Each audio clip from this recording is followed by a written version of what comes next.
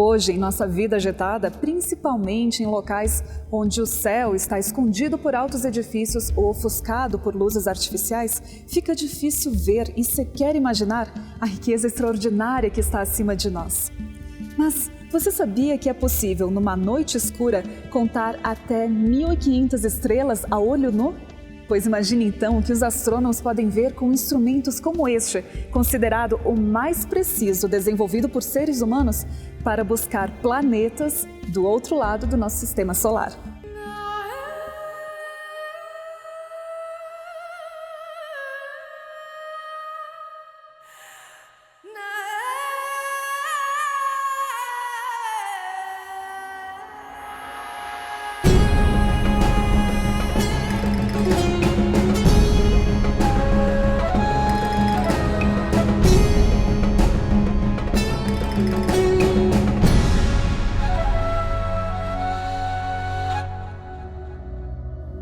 Luz, o início, a base de todo o conhecimento sobre o espaço sideral, transcendente e fugaz. É capaz de abrir as janelas do saber ao nos revelar a intimidade daquilo que está próximo dos nossos olhos. Assim como o universo, que representa o amplo, o todo, descomunal, desconhecido, inexplorado. E através dos intrigantes raios de luz que viajam desde um passado distante até o nosso presente, que nos aproximamos um pouco mais do desconhecido. La luz y especialmente el color son muy importantes en la forma en que los astrónomos intentan comprender el universo. Por dos razones. Una es que la luz es el vehículo por el cual obtenemos la información sobre los astros. Es decir, podemos estudiar los astros porque emiten luz, no porque podamos ir allí y tocarlos, sino simplemente porque podemos solamente acceder a la radiación que emiten, y esa radiación es luz. Most of what we know about the universe comes from observing light. Different kinds of light, visible light that we can see with our eyes. We use telescopes to measure visible light. We have radio telescopes to measure radio waves. That's a different kind of light that has a much longer wavelength that we can't see. There's other kinds of light that we use as well, infrared light, ultraviolet light, gamma rays, X-rays. So all different kinds of light that we can capture, we can use to map out what's in the universe. Nosotros entendemos como luz aquello que ilumina los objetos que podemos ver, la luz del sol, la luz de una bombilla. En astronomía, luz es todo aquello que compone la radiación electromagnética, no solamente la luz visible, sino también la luz en rayos gamma, la luz en rayos X, la luz radio, la emisión en longitudes de onda radio, y todo esto son maneras en las que los astrónomos adquieren información sobre los objetos que observan. Por séculos temos estudado a luz por meio de telescópios ópticos, mas as cores que os nossos olhos podem detectar são apenas uma parte do espectro eletromagnético. A luz emite diferentes ondas, das quais só um pequeno campo nos é visível. O universo emite luz em diversas cores que não vemos, desde as ondas de rádio até os raios gama.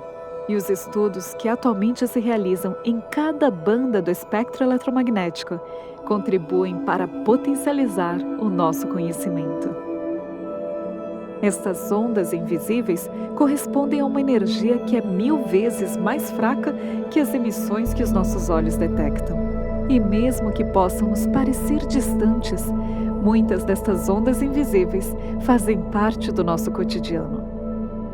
Utilizamos ondas de rádio para escutar música, as micro-ondas para aquecer alimentos. A mudar de canal com controle remoto, usamos ondas infravermelhas. Ao tomar sol na praia, sentimos o efeito das ondas ultravioletas. E ao fazer uma radiografia no hospital, utilizamos os raios-x. A radiação que não usamos no nosso dia a dia são os raios gama, que pela sua grande concentração de energia, são prejudiciais à saúde. E são as fascinantes propriedades da luz que têm permitido aos astrônomos conhecer a composição do universo. Sua cor revela a composição química de objetos em ebulição a distâncias imensuráveis. O cintilar dos raios podem revelar distâncias e, quando abruptamente ofuscados, a presença de um novo planeta. Raios de luz girando em torno da mais completa escuridão podem advertir a atração de um buraco negro. Assim, a luz não só deleita o nosso olhar com exímias expressões de cores, como também nos ilumina com conhecimento. Observar la luz y en particular observar el color no es más que la relación entre la luz que se emite a diferentes longitudes de onda. Un objeto aparece de color azul porque emite más luminosidad en la región azul del espectro, longitudes de onda cortas. Si estas longitudes de onda son más largas, el objeto nos aparecerá de color más rojo. Y esto nos da información sobre el objeto, sobre la composición física, nuevamente, y sobre sus características intrínsecas. Auguste Comte, creo que el año 1835, por ahí, dijo que ibas a poder medir las distancias a las estrellas, los movimientos, todo eso, pero jamás ibas a poder medir la composición química de una estrella, saber de qué estaban compuestas. Es bien interesante eso porque ese mismo siglo, por ahí por el año 1810, 1820, antes incluso que Comte estaba diciendo estas cosas, un físico alemán en Múnich, Joseph Fraunhofer, descubre o inventa el espectroscopio. Y con el espectroscopio tú puedes tomar un espectro de una llama. Tú sabes que si tú vas a tu cocina y tiras sal al fuego, se ve una luz amarilla. Y eso es una luz característica del sodio. A través del espectroscopio fueron capaces de medir las composiciones químicas no solo de las estrellas, sino que de muchos otros objetos más. Pero además la luz tiene un papel secundario, un tanto más sutil, pero también muy importante. El universo está en expansión y los objetos en el universo se están moviendo. Y este movimiento se manifiesta en lo que en física se llama el efecto Doppler. El efecto Doppler lo conocemos en nuestra experiencia de cada día en la Tierra, debido a que es el efecto responsable que el movimiento de un vehículo, por ejemplo, un auto en una carretera, si nosotros lo escuchamos estando quietos junto a la carretera, va cambiando de tonalidad a medida que el vehículo se acerca o se aleja. Lo oímos más agudo cuando se está acercando a nosotros, y cuando pasa delante de nosotros y empieza a alejarse, oímos que este tono baja, se convierte en más grave. Lo mismo ocurre con la luz. Eso ya no es tan accesible para la experiencia cotidiana, pero es así que un objeto que se esté acercando a nosotros, un objeto astrofísico que se esté acercando a nosotros, se vuelve algo más azul, y cuando se está alejando se vuelve más rojo. No quiere decir que sus características intrínsecas estén cambiando, pero sí que el estado de movimiento respecto a nosotros produce una variación en la longitud de onda que nosotros percibimos. Por tanto, los astrónomos, por raro que pueda parecer, determinan la distancia de un objeto a partir del color que emite, a partir de cuán desplazado hacia el rojo está. Foi Galileu Galilei quem utilizou pela primeira vez em 1610 um telescópio para observar a Lua, Júpiter e algumas estrelas. E a partir dali, o ser humano foi descobrindo a verdadeira natureza dos corpos celestes ao redor da Terra e a compreender melhor seu lugar no universo. Desde então, até hoje, o anseio dos astrônomos continua o mesmo: captar a maior quantidade de luz que provém do espaço. Assim, os telescópios têm sido adaptados e aperfeiçoados com o passar do tempo. Cada vez são mais amplos e mais complexos. Ainda que, basicamente, o princípio continua sendo o mesmo. Um grande espelho coleta a maior quantidade de luz proveniente do espaço. Os raios refletem num espelho secundário que direciona a luz através de um pequeno orifício até um terceiro espelho. Este, por sua vez, trata-se de um sofisticado espelho deformável que, controlado por um computador, corrige em tempo real os dados obtidos. Assim, evita a distorção provocada pela turbulência da atmosfera terrestre e obtém imagens tão nítidas como aquelas tomadas no próprio espaço. Mas estes modernos telescópios não trabalham apenas independentemente. Por meio de um processo chamado interferometria, um grupo de telescópios pode trabalhar em conjunto, convertendo-se em um megatelescópio e apontando de diferentes perspectivas para um único alvo. Diferentemente dos telescópios ópticos, que captam somente as imagens do espectro visível da luz, os radiotelescópios estão desenhados para detectar ondas de rádio emitidas por fontes frias ou muito distantes no espaço. Para poder captar estas luzes tênues, é preciso uma superfície recolhedora muito grande. Mas, pela inviabilidade de construir um telescópio gigante, é necessário então contar com várias antenas parabólicas que possam, combinadas, funcionar como um grande telescópio. Para isto, novamente se utiliza a interferometria, que em telescópios como em ALMA, que conta com 66 antenas, localizadas a 5.000 metros de altitude no deserto do Atacama, significaria contar com um telescópio virtual de 16 quilômetros de diâmetro. Dependendo do que se quer observar, as antenas podem se posicionar de maneira convergente, mais próximas umas das outras, proporcionando maior sensibilidade para observar grandes espaços no universo, ou mais separadas, brindando com maior resolução, o que permite observar mais detalhes. Este pode ser um processo complexo, mas é necessário para tentar decifrar a complexidade infinitamente maior do próprio cosmos. Muitos dos elementos astronômicos mais interessantes, como as tênues anãs marrons da Via Láctea até os quasares mais longínquos, são realmente difíceis de observar, e encontrar sua pálida luz em meio à vasta escuridão espacial é como procurar uma agulha em um palheiro. Hay instrumentos que pueden observar pequeñas regiones del universo con una exquisita definición. Por ejemplo, ALMA o el telescopio Hubble. En el caso de ALMA, acá en Chile, que es el principal instrumento de su categoría en el mundo, es uno de los más caros y más complejos jamás fabricados en astronomía, podemos mirar los detalles de objetos muy alejados en el universo, pero en campos muy pequeños. Existen otros telescopios que nos permiten observar con poco detalle campos muy grandes. Y la combinación de ambos tipos de instrumentos son esenciales para entender el contexto general. Ahora, también está el otro aspecto, que es el aspecto del tiempo, que también es parte del campo de la observación. El universo es como una gran película que podemos ver secuencialmente. Cuando más lejos observamos, más joven era el universo. Entonces podemos observar cómo ha cambiado el universo en el tiempo. Y eso nos muestra que el universo que conocemos, lo que nosotros llamamos el universo, es algo que comenzó. No siempre existió, sino que comenzó. O Hubble é um grande telescópio. Sua característica distintiva é não estar na Terra, mas sim no espaço. E é a partir de lá que consegue esquivar as interferências da atmosfera, oferecendo aos astrônomos importantes resultados. Suas observações estão levando os cientistas a repensarem algumas das ideias a respeito da idade do universo.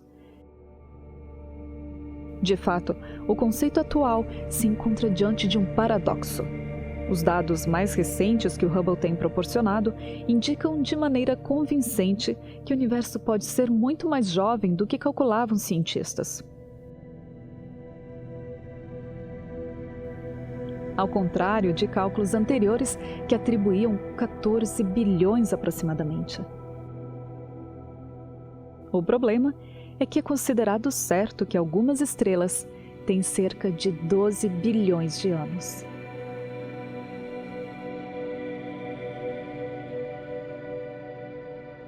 Estrelas nascem, estrelas morrem. Já se fez essa pergunta, elas são eternas. Tudo no universo, o tempo no universo é medido em escalas gigantescas. Tá? Mesmo a velocidade da luz, 300 mil quilômetros por segundo, a luz leva 8 minutos para chegar do Sol até aqui. Tá? A estrela mais próxima da Terra, se você viajar a velocidade da luz, você vai levar 4 anos e 3 meses para chegar lá. A mais próxima da Terra. O nosso tempo de vida, comparado ao tempo dos acontecimentos no universo, é nada. Imagina uma colônia de formigas que resolve estudar a vida do elefante. O tempo de vida da formiga é muito pequeno comparado ao tempo de vida de um elefante. Então, várias gerações de formigas terão que observar elefantes. Cada geração vai observar elefantes em vários estágios. O pequenininho, recém-nascido, um pouquinho maior, um outro brincalhão, meio bobalhão na adolescência, um adulto, forte, né? Um já mais de idade, cansado, e uma carcaça de elefante. É possível, a partir desses eventos pontuais, você construir uma teoria da vida do elefante? É isso que nós fazemos. Nós vemos estrelas dos mais variados formatos, tamanhos, cores, temperaturas, composições. E vemos outros objetos no espaço que imaginamos que são restos de estrelas, carcaças de estrelas. Vemos outros objetos que parecem verdadeiros berçários de estrelas. E com cada foto individual dessa, foi possível montar uma teoria que explica o surgimento e a morte de uma estrela. Nunca ninguém viu uma estrela nascer e nem vai ver essa mesma estrela morrer. Mas é possível descrever isso. Si tú en esta época del año, quizás un par de meses antes, miras el cielo de noche en un lugar oscuro, que no haya luna, tú vas a ver la Vía Láctea, una franja enorme que cubre una gran parte del cielo. En la Vía Láctea tú vas a ver zonas en las cuales hay muchas estrellas y otras zonas donde aparentemente no hay estrellas. Son nubes de polvo, de gas, principalmente hidrógeno y helio, pero también granitos de polvo. ¿Ya? Es como cuando tú ves un cigarro, que sale una nubecita sobre el cigarro, eso es polvo que está mezclado con el gas, imposible separar. Y esta nube de polvo y gas tiene masa, y las masas que tienen son de varias veces la masa del Sol, pueden ser 100 veces la masa del Sol. Entonces, como tienen masa, actúa la ley de gravitación universal y la tiende a comprimir. ¿Ya? Y se opone a esa fuerza de compresión la presión de la nube. Empieza a calentarse además la nube. Se produce un balance entre la fuerza de gravedad y este proceso de calentamiento interno. Sin embargo, la nube tiene elementos además de hidrógeno y helio que emiten luz. Y esto es re importante, muy importante esto, porque esta luz es una pérdida de energía para la nube y la enfría. El enfriarla permite que este colapso proceda muy rápido. Esfriar no linguajar de uma estrela significa ela se tornar vermelha. Diferente muitas vezes do que nós acreditamos, uma estrela azul é quente, uma estrela vermelha é fria e uma estrela amarela é de meio temperatura mediana. Quando o seu fogão em casa está mal ajustado, que cor é a chama dele? É vermelha ou é azul? Ou quando ele é novinho, está bem ajustado, aquela chama azul linda? A mesma coisa na estrela. Se ela é quente, ela é azul. Se ela é fria, ela é vermelha. Y esa nube no solo está estática ahí, sino que está rotando lentamente. Y a medida que se colapsa, empieza a girar. Y tú terminas, después de todo este proceso, con un disco de materia, y en el centro del cual hay una condensación muy brillante, que es una protoestrella. Este es el nacimiento de una estrella y de un sistema solar que se va a formar en ese disco de materia. Mas não é uma ignição simples. 2 átomos de hidrogênio se fundem para formar um átomo de hélio. Isso chama fusão nuclear. Isso é o coração do Sol, das estrelas. Vocês têm uma ideia do que significa uma fusão nuclear? Eu ouvi falar da bomba de Hiroshima, né? A devastação que ela provoca. A bomba de Hiroshima é baseada na fissão nuclear. Você quebra átomos de plutônio ou de urânio e a energia que libera provoca toda aquela destruição ou gera energia elétrica. Para você conseguir fazer uma bomba de hidrogênio, você usa uma bomba de fissão como estopim. Você precisa explodir uma bomba atômica para servir como estopim para poder explodir uma bomba de hidrogênio que funciona na fusão. Essa é a magnitude da energia envolvida no núcleo de uma estrela. Quando essa ignição se inicia, a estrela começa a emitir luz e essa luz dispersa aquela nebulosa que deu origem a ela. Então você vê fotos maravilhosas do espaço com as nuvens começando a ser destruídas por aqueles raios de luz saindo de dentro delas. São as estrelas jovens nascendo, saindo do berçário e destruindo o berçário ou dispersando o berçário onde elas nasceram. São estrelas que você mede a luz dela e vê que o grosso da luz que vem dessas estrelas é baseado no hidrogênio. Daí você vê outras estrelas que já têm parte de emissões do hélio ou de outros componentes. Então você começa a inferir que aquelas estrelas são mais antigas, porque elas já queimaram uma boa parte do hidrogênio formando hélio, já começaram a queimar o hélio também formando outros átomos. Entonces las estrellas se forman a partir de ese material que tú ves. Y esa estrella, depende de la masa, es cuánto va a vivir. Si esa estrella tiene 50 o 100 veces la masa del Sol, va a vivir del orden de 3 millones de años y va a explotar. Y va a enriquecer todo el medio que está alrededor de ella con los materiales que se forman en su interior. Así que las estrellas nascem, vivem e morrem. Como elas morrem depende do tamanho delas. Em 1054, astrônomos chineses anotaram que surgiu uma estrela no céu que era visível durante o dia. Você já viu uma estrela durante o dia, além do Sol? É impossível ver uma estrela durante o dia. Mas essa estrela brilhou durante 23 dias, durante o dia. Depois ela sumiu e nunca mais ninguém viu. Passaram 700 anos até ter um telescópio, um equipamento, que foi apontado para aquele local que os astrônomos chineses indicaram a posição daquela estrela. E ali se viu os escombros de uma explosão. Uma explosão que hoje nós chamamos de supernova. Uma estrela gigante que, ao acabar o seu combustível, ela simplesmente explode violentamente, jogando matéria para todos os lados. Dependendo do tamanho dela, o que sobra do núcleo da estrela, ele colapsa com uma força gravitacional tão forte que gera um buraco negro. Um buraco negro, muitas vezes, é o resto de uma estrela, ou o que sobrou de uma estrela. Outras vezes, formam estrelas de nêutrons ou pulsares que emitem radiação em ondas de rádio que funcionam como verdadeiros faróis no espaço. Outras estrelas menores, elas dão soluços.